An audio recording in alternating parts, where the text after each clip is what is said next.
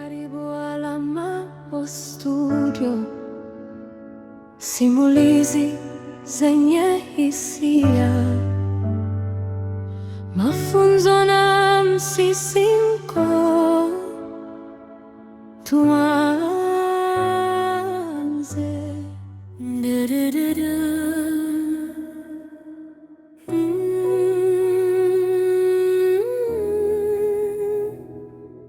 Riwaya ya maisha, machozi, mapambano na matumaini. Sura ya kwanza, milima iliyomlea binti. Mwaka ulikuwa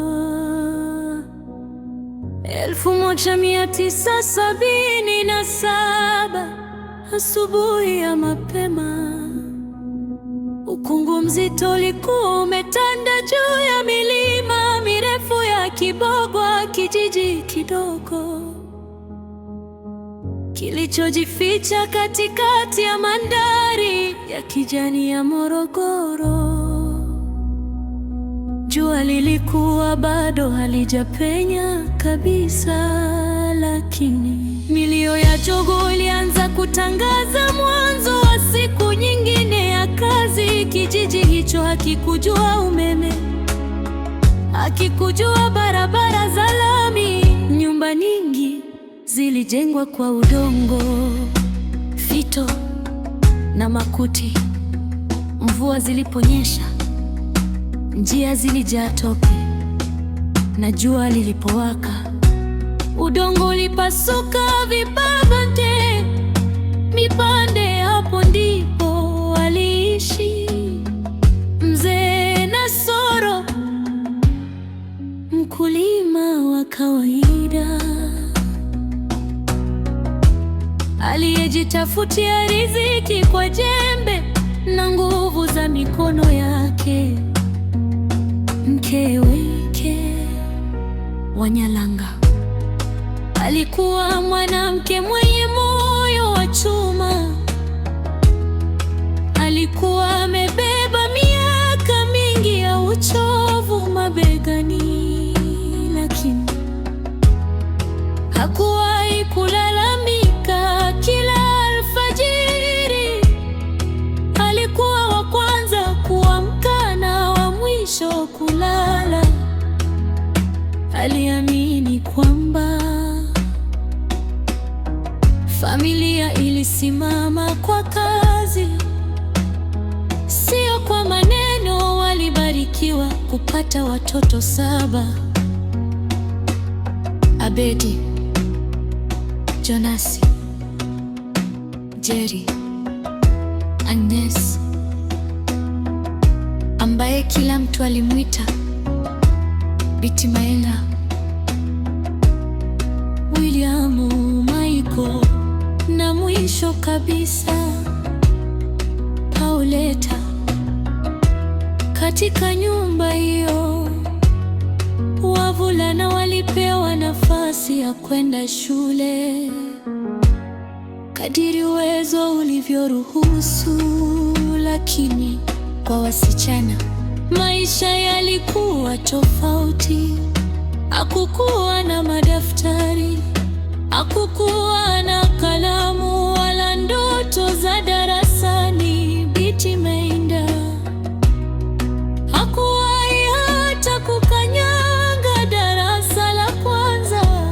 Shule yake ilikuwa shamba, daftari lake lilikuwa jembe, kalamu yake lilikuwa panga, na mwalimu wake alikuwa maisha yenyewe.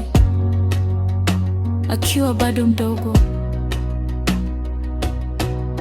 alijifunza kubeba ndoo nzito za maji kutoka mtoni, kukusanya kuni porini, kupika kwa kuni zinazotoa moshi mzito, na kulima chini ya jua kali, mpaka viganja vya mikono yake vikawa vigumu kama magome ya miti. Lakini ajabu ni kwamba hakuwahi kulalamika.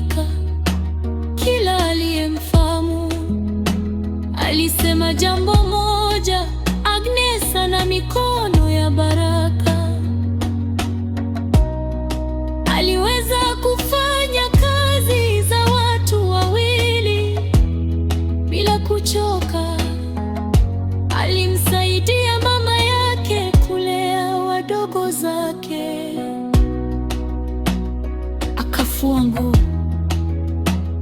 akalima, akapika, na bado usiku akamsaidia Wamyalanga kutengeneza chakula cha siku iliyofuata. Wakati wasichana wengine wa umri wake walipokuwa wakiimba na kucheza kwenye sherehe za kijijini, Binti Mainda alikuwa ameinama shambani akipalilia mahindi, huku jasho likitiririka usoni. Hakujua kusoma, hakujua kuandika, lakini alijua kitu ambacho maisha yangemfundisha vizuri kuliko vitabu: kuvumilia. Hakuna mtu katika kijiji cha Kibogwa aliyedhani kwamba binti huyo mtulivu, aliyetembea peku na kuvaa nguo zilizoshonwa mara nyingi, angeanza safari ambayo ingebadilisha maisha yake milele. Mbali sana, ngambo ya bahari, katika kijiji cha Kiboje, Zanzibar, aliishi mwanaume mmoja aliyeitwa Mzee Satingi.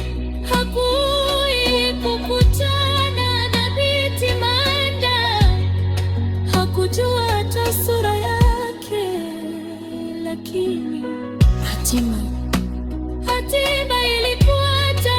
Lilimeza kusuka uzi ambao ndio unganisha maisha yao na uzi tu. Ngeza mtoto mmoja mtoto ambaye amekuja kujulikana hatima la Maritina. Ya sura ya kwanza. Asante kwa kutazama. Subscribe, like na share. Tukutane kwenye episode inayofuata. Alama Studio, simulizi hisia. Alama